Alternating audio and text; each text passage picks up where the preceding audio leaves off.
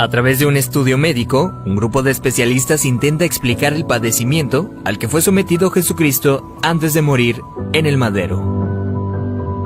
Castigo deshonroso que asignaban los romanos a los peores criminales y que Jesús aceptó como expiación para todos nosotros.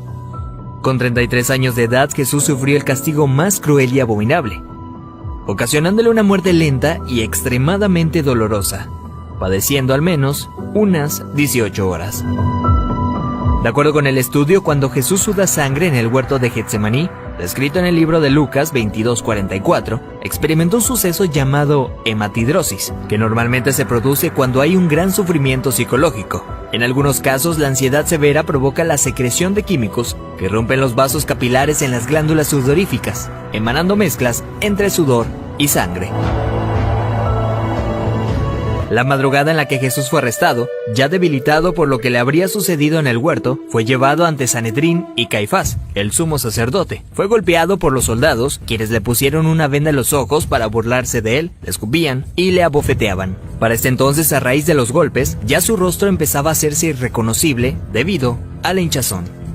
Los azotes que Cristo recibió de los romanos eran a causa de otro término terriblemente brutal. El látigo que utilizaban los soldados estaba compuesto por tiras de cuero trenzado con esferas de metal entretejidas. Cuando este impactaba contra la carne, provocaba severos moretones y contusiones, mismas que se abrían con los demás golpes. No contentos con esto, el artefacto con el que se flageló a Jesucristo también tenía pedazos de hueso afilado, provocando además cortadas profundas mientras lo golpeaban. De acuerdo con estudios realizados por historiadores forenses, con frecuencia, quienes eran flagelados con este tipo de látigos llegan a tener exposición de la espina dorsal debido al desgarramiento de la espalda, pues los golpes iban desde los hombros, pasando por la espalda y las piernas, hasta llegar a los muslos, produciendo que la carne del individuo cuelgue en forma de tiras. Mientras sucedía, en el interior de la persona, en este caso Jesucristo, se experimenta un dolor tan grande que debió llevarlo a una conmoción hipovolémica, es decir, que la persona a raíz de la gran pérdida de sangre sufre de taquicardia, pues el corazón acelera su ritmo intentando bombear una sangre que ya no existe, lo que a su vez conlleva una baja presión sanguínea, dando paso a la pérdida de la conciencia.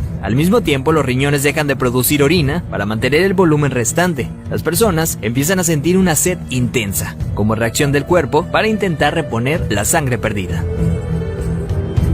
Para ese entonces Jesús estaba tan débil que caminar debió ser extremadamente difícil. Aún así tuvo que cargar el pesado madero de aproximadamente 75 kilogramos hacia el lugar de su ejecución. Durante el trayecto nuestro Señor fue humillado, escupido, despreciado por la multitud hasta que se desplomó. Evento que sirvió para que un soldado romano le diera la orden a Simón que llevara el madero un tiempo por él.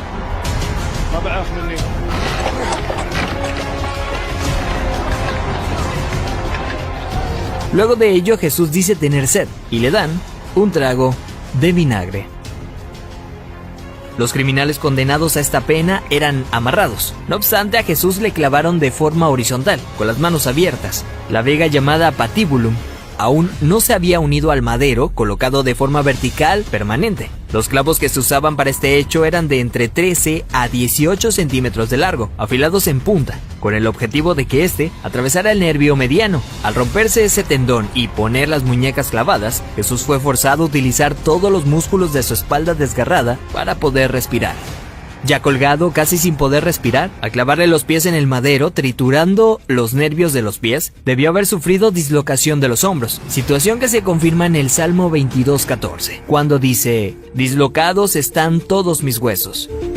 Lo siguiente es una muerte lenta por asfixia.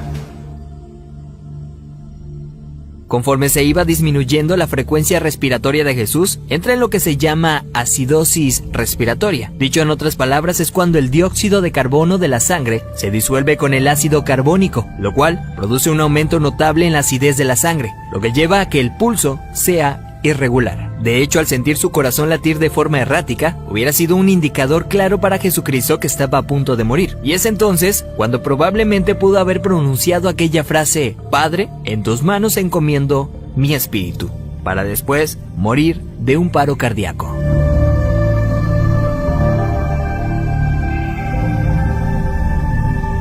A diferencia de otros crucificados, los huesos de Jesús no fueron quebrados. Esto lo hacían para evitar que las personas que pasaban por esto subieran las piernas hacia arriba y con estas se ayudaran para poder respirar. Así, la muerte era rápida en cuestión de unos minutos. Sin embargo, Jesús no pasó por esto, y se sabe porque en registros romanos, allá 2 años después, soldados describen el hecho, confirmando lo que ya estaba predicho en el Antiguo Testamento acerca del Mesías, donde se menciona que ningún hueso será quebrado. Salmos 34:20. Según dichos registros, un soldado romano clavó en Jesús una lanza en el costado derecho para confirmar su deceso. La lanza penetró el corazón, por tanto cuando sacó la lanza, del orificio salió un fluido claro como el agua, seguido de un gran volumen de sangre, tal como lo describe el apóstol Juan en su Evangelio, testigo presencial de los hechos.